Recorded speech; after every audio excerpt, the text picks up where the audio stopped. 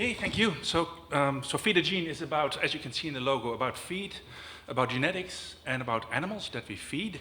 And you can see the animals, the chicken, the pig, and the rabbit. Just a summary of some of the objectives of the project. Concerning the feed, we were interested in developing new local feed resources, alternatives to soybean meal, that are not or less in competition with food, and improve the nutritional value of these feeds. For the gene, for the animal, develop novel traits that are indicative of feed efficiency and robustness that can be used as selection criteria. And basically, the challenge for the future for animal feeding is that we have animals that do better with feeds that may be worse in the future, that are more fibrous. In terms of traits and models and feeding techniques, there's value in variation, there's value in diversification. So we have to appreciate that variation. We do that, amongst others, by developing precision feeding techniques and evaluate the overall sustainability of the different aspects of the project, different aspects that we propose in the project related to society, economics, and environmental issues. As an example of alternative to soybean meal and using and creating variation, what you see here is that we worked on different sources of feed, European grown soybean meal that can be grown in Southern Europe. Of course, in Denmark and Norway, it's much more difficult to grow soybean over there. So they work more on sources that are feasible to grow there, like green biomass, ryegrass, clover, and extract protein from these sources. And we also developed techniques on rapeseed. So we worked on different feed sources, but also within each of these feed sources, create variation.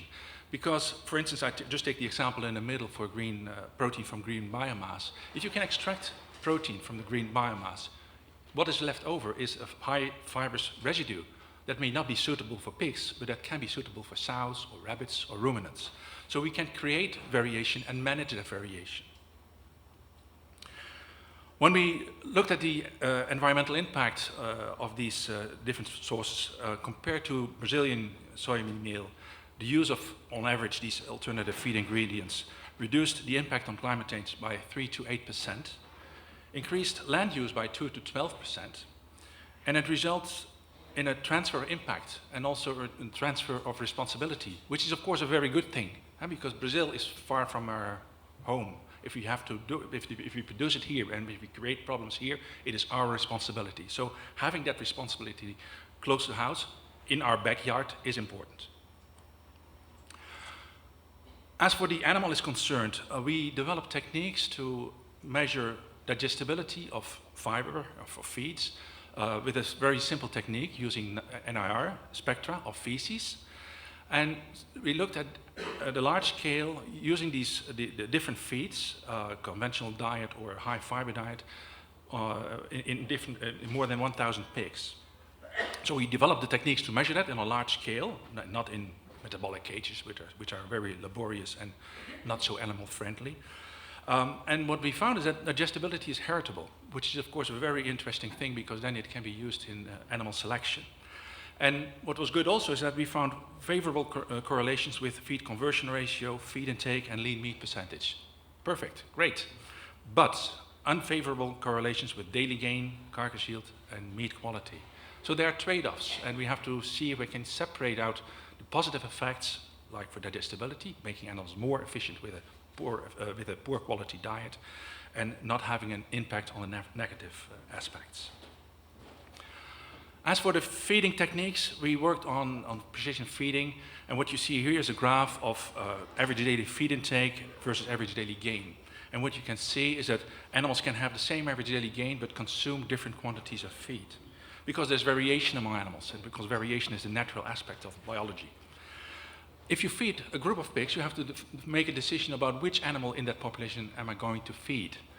Am I going to feed the animal that has the highest requirement? You get the best performance, it will cost you a lot of money, and you have a large environmental impact. Or are you going to feed the animal with the lowest requirement, making not use of the potential of these animals? So, if you use precision livestock feeding, individual livestock precision feeding, you can feed animals, what they say in France, à la carte. Each animal receives what he or she needs. That is something that personally I didn't believe in 10 years ago. We've done it now in pigs, and we're also doing it now in chickens. So it's going to be downscaled more and more. And compared to conventional phase feeding, precision livestock feeding reduces protein use by 2% for group feeding, and if you do it on an individual basis and a la carte basis, for at least to 17%. It also reduces eutrophication and acidification by 3 to 17%. Lessons learned from the project? Well, there's still a potential to increase the efficiency and the robustness and to decrease the environmental impact of monogastric livestock production. This was a multi-actor approach, and I think it's very interesting to have this kind of approach, and I think we should continue doing that. It may be sometimes difficult to have industry on board, and that's perhaps a point that we can discuss later on during the discussion. It was also a multidisciplinary approach with nutritionists, engineers, geneticists, and it takes time to see across disciplinary borders. And to be honest, I'm not sure if it's always wise to have animal scientists in the same project. It may be sometimes interesting to have a project that looks vertically along the chain. It's something, why not work on agronomy and animal production in terms of rapeseed production and rapeseed use? And so that's another way of perhaps looking at organizing projects. What's also important is to ensure crosstalks between projects. There has been a live before Fitter Gene, and there will be a live after Fitter Gene. We're going to finish in February next year. And that's important that these projects communicate. Also, an important issue is that we have to have some kind of an open end. When we wrote this project in 2013, 2014, we made promises about things we're going to deliver 5 years from now. Sometimes it's difficult to keep that promise, and sometimes you find on the way of the project new things that you would like to explore. So it would be great if you had some kind of an open end that you could decide on in terms of budget to do. Last point is that we also felt that perhaps the livestock production sector is communicating too little to society. And I come back to the last point in the recommendations. We are working on modeling, and in the past, models have been used typically based on concepts. We developed concept-driven models. Now with the big data that's coming, we're using data-driven models. And I think that there's a need now that these two communities of concept-driven models and data-driven models meet. Basically where black, data-driven models, meets white, concept-driven models, to have an understanding about the biology, a better understanding of biology. Embrace variation and diversification. There is no one-size-fits-all. And variation and diversification, of course, applies to all levels. It doesn't mean that if you have a very robust animal, that you also have a very robust livestock production system. So we have to think about how these effects of variation, robustness, carry over at different levels of organization. Ensure integration of technology in precision livestock farming. We are very enthusiastic about it, and I think it has a great potential, but is society ready for it?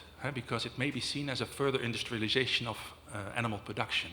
So that is something that citizens, as we've seen, that are very susceptible about this.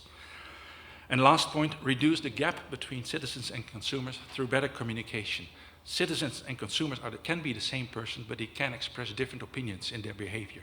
And I think in the last 20, 30 years, the gap has increased, and I think as a community, we have to work on reducing that gap, because all the communication about animal production, mostly that you see in the press, is negative, and we are very little involved in that. So with that, I thank you for your attention.